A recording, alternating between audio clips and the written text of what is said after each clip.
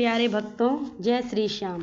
आज की इस वीडियो में मैं आपको हारे के सहारे बाबा श्याम की कहानी बताऊंगी। खाटू श्याम मंदिर सीकर के राजस्थान जिले में स्थित है। खाटू का इतिहास बहुत ही प्राचीन है। आज से लगभग 1000 वर्ष पूर्व में इस मंदिर का निर्माण हुआ था। सीकर जिला मुख्यालय 43 मीटर दूर खाटू नामक गांव में बाबा खाटू श्याम का पुराना मंदिर है। इस मंदिर में भगवान श्री कृष्ण और बर्बरीक की पूजा होती है। खाटू में बर्बरीक का सिर है, जिसे भगवान श्री कृष्ण के कहने पर दान कर दिया था। कलयुग में खाटू श्याम को कलयुग का अवतार माना जाता है।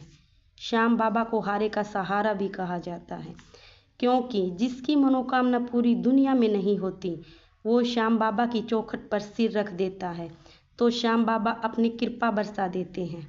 इनका नाम शीश का दानी ऐसे ही नहीं पड़ा। अब मैं आपको श्याम बाबा की कहानी इतिहास के बारे में बताऊंगी। इनका इतिहास महाभारत से शुरू है। ये पांडव भीम के पुत्र थे, जिनसे इनको खुश होकर भगवान श्री कृष्ण ने इन्हें कलयुग में अपने नाम से पूजनीय होने का वरदान दिया। खाटू श्याम जी का नाम बचपन में बर्बरीक था। भगवान कृष्ण ने इन्हें घुंघरालू बालों के कारण इनका श्याम नाम रख दिया था।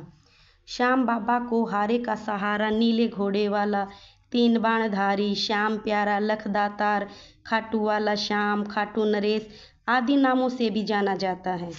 खाटू श्याम जी की कहानी शुरुआत मध्यकालीन महाभारत से शुरू होती है। बलवान भीम के पुत्र का नाम घटोत्कच था। घटोत्कच का विवाह दैत्य राजा मूर की पुत्री कामनकंटा, जिसे मोरवी नाम से भी जाना जाता है।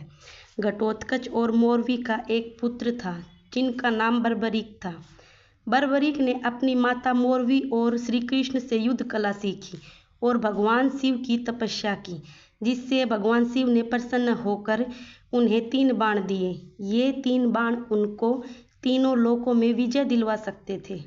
यह वरदान पाकर बर्बरीक बहुत खुश हुए। बर्बरीक अपनी वीरता और शक्तियों के कारण जाने जाते थे। महाभारत काल में जब कौरव और पांडवों के बीच युद्ध शुरू होने वाला था, तब बर्बरीक अपनी माता के पास गए और युद्ध देखने की इच्छा प्रकट की। इस पर उनकी माता ने उनसे पूछा, तुम किसकी तरफ से युद्ध लड़ोगे? इस पर बर्बरीक ने जवाब दिया, जो हारेगा मैं उसी की तरफ से युद्ध लड़ूंगा। इसके बाद बर्बरीक महाभारत का युद्ध देखने के लिए निकल पड़े। यह सब श्री कृष्ण देख रहे थे। वे जानते थे अगर बर्बरीक को नहीं रोका गया तो वह युद्ध को पलट देगा। रास्ते में जाते हुए बर्बरीक को कृष्ण ने ब्राह्मण का रूप लेकर रोका और कहा, हे बालक, तुम ये 3 बाण लेकर कहाँ जा रहे हो? तब बर्बरीक ने कहा, मैं महाभारत का युद्ध देखने जा रहा हूँ और जो युद्ध में हारेगा मैं उसका पक्ष लूँगा। उपहास पूर्वक वासुदेव श्री कृष्ण ने कहा, सिर्फ 3 बाण से युद्ध जीतोगे? इनसे तो 3 सैनिक भी नहीं मरेंगे। यह सुनकर बर्बरीक बोल पड़े, हे ब्राह्मण, यह कोई साधारण बाण नहीं है। ये बाण मेरे आराध्य भगवान शिव जी ने मुझे दिए हैं। 3 बाण तो क्या, 1 बाण ही कुछ पल में युद्ध को खत्म कर दे सकता है। यह बात श्री कृष्ण पहले से जानते थे। बर्बरीक को रोकने के लिए श्री कृष्ण ने उनकी परीक्षा ली। श्री कृष्ण ने कहा, हे बालक, इस पीपल के पेड़ के पत्तों को भेद कर दिखाओ। तब बर्बरीक ने बाण निकाले और अपने आराध्य का ध्यान करते हुए बाण छोड़ा। पीपल के सभी पत्ते को बीनता हुआ आर पार निकल गया। बर्बरीक ने ब्राह्मण से पूछा, आप कौन हो और मुझसे क्या चाहते हो? इस पर उस ब्राह्मण ने कहा, मुझे दान चाहिए, क्या तुम दे सकते हो? बर्बरीक बोला, मांगो, आपको क्या चाहिए? तब ब्राह्मण ने उनकी शीश दान में मांग लिया। यह सुनते ही बर्बरीक समझ गया, यह कोई साधारण आदमी नहीं है। उसने ब्राह्मण को अपने वास्तविक रूप में आने को कहा।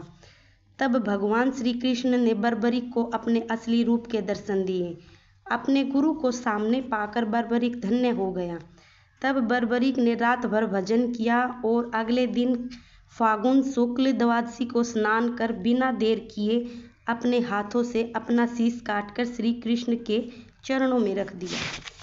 भगवान कृष्ण ने शीश को एक ऊंचे स्थान पर रखा ताकि बर्बरीक युद्ध देख सके। बर्बरीक की दानवीरता से खुश होकर श्री कृष्ण ने उन्हें अपना नाम दिया। साथ ही आशीर्वाद भी दिया कि आने वाले समय में तुम मेरे नाम से पूजे जाओगे।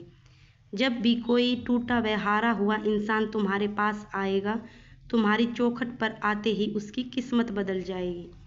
श्री कृष्ण ने जहाँ उनका कटा हुआ शीश रखा था, वहीं पर श्याम बाबा का मंदिर बना हुआ है।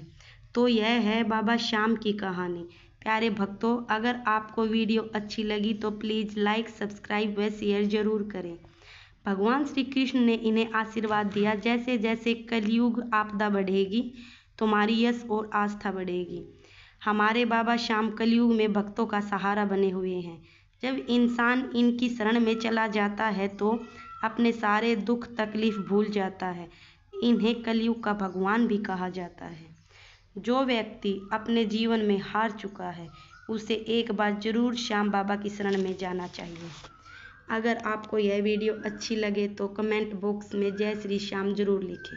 हारे के सहारे की जय, श्याम प्यारे की जय।